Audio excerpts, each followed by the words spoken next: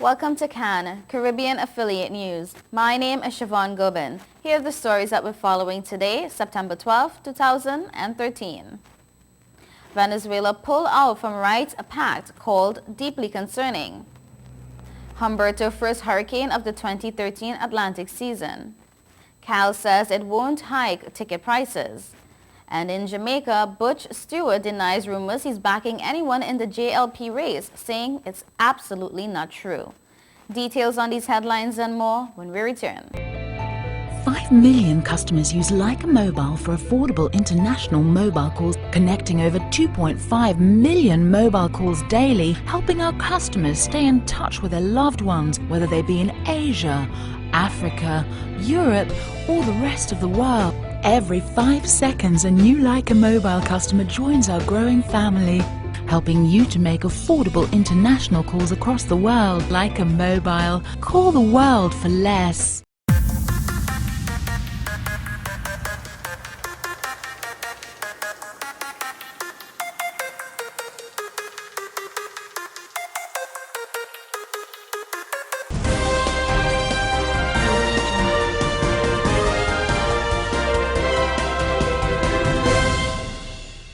Welcome back to Cannes, Caribbean Affiliate News. My name is Siobhan Gobin. This segment of the news is sponsored by Amirals Travel. The InterAmerican Commission on Human Rights says it is deeply concerned over the Venezuelan government's decision to withdraw from the American Convention on Human Rights, a move that went into effect on Tuesday.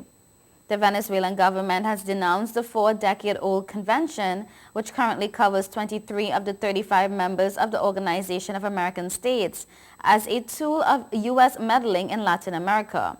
But rights groups warn the move will eliminate a court of last resort option for Venezuelans who feel they are unable to receive a fair judicial response within their own country, an option that remains guaranteed in the Venezuelan constitution. This comes at the expense of the protection of rights of the people of Venezuela, who are stripped of a mechanism to protect their human rights, the IACHR, based there in Washington, stated Tuesday. The Inter-American Commission calls on Venezuela to reconsider this decision and regrets that despite repeated calls by the Commission and by other international bodies for Venezuela to reconsider its decision to denounce the convention, the state of Venezuela has not reversed that decision. The American Convention on Human Rights sets out how OAS countries must guarantee citizens human rights. It also empowers the IACHR and the Inter-American Court of Human Rights, based in Costa Rica, to monitor and rule on rights-related complaints that have not been dealt with through domestic judicial channels. Venezuela is the third country to formally denounce the American Convention on Human Rights and withdraw from the Inter-American Court's jurisdiction. Trinidad and Tobago made a similar decision in 1998 after the court criticized that country's use of the death penalty, while Peru tried to do the same the following year. It is very unfortunate that the Venezuelan government has decided to go through with this action. Francisco Quintana, Program Director of the Andean North America and Caribbean region at the Center for Justice and International Law, a Washington-based advocacy group, told IPS.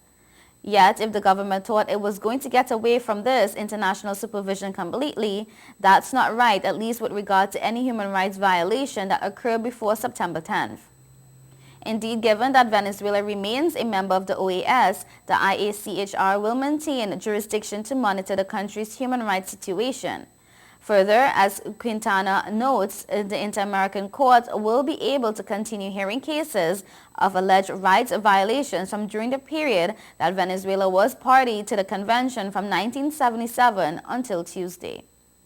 Yet critics worry about the potential impact not only on Venezuelans who have suffered abuses, but also on the strength of the overall Inter-American structure, one of the world's oldest pan-regional rights systems.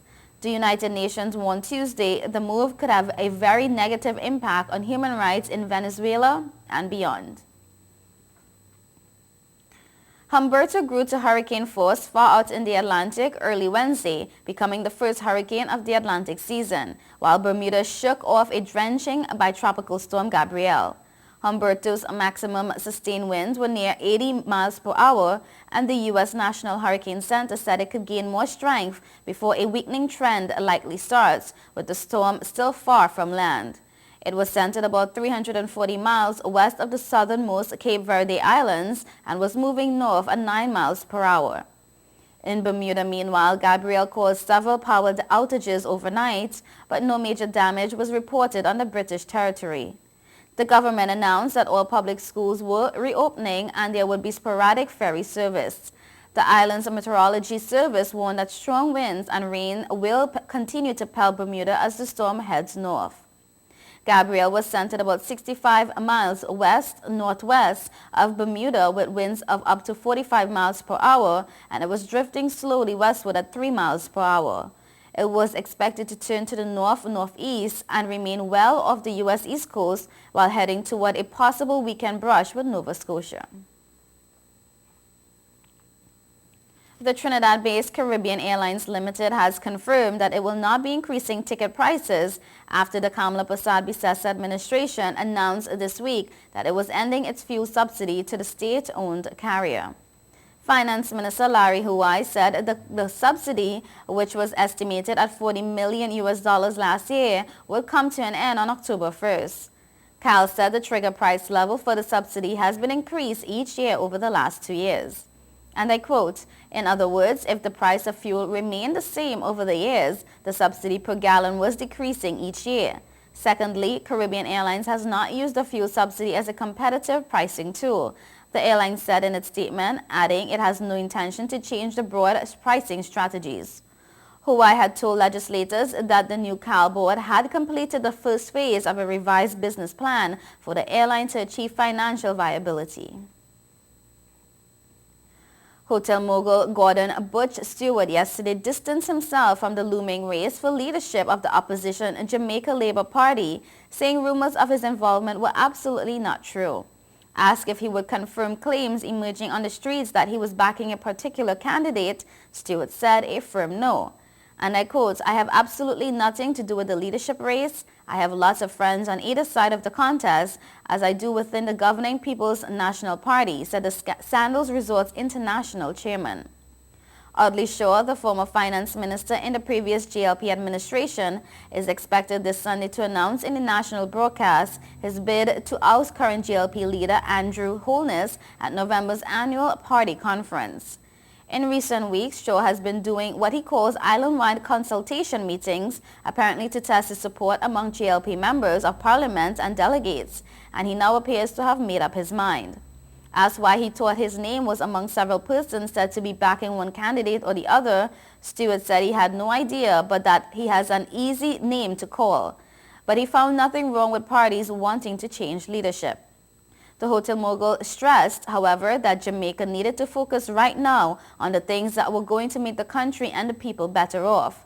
He suggested that the only way that could be done was through teamwork and a willingness to sacrifice, as implied in the establishment of the Social Partnership Agreement. Stewart reiterated earlier suggestions that Jamaica was overtaxed with duties, cesses, income tax, and the like that was suffocating the economy and driving more and larger sections of the economy on the ground.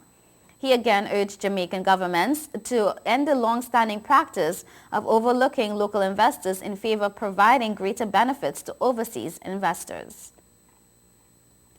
You are watching Caribbean Affiliate News. Stay tuned.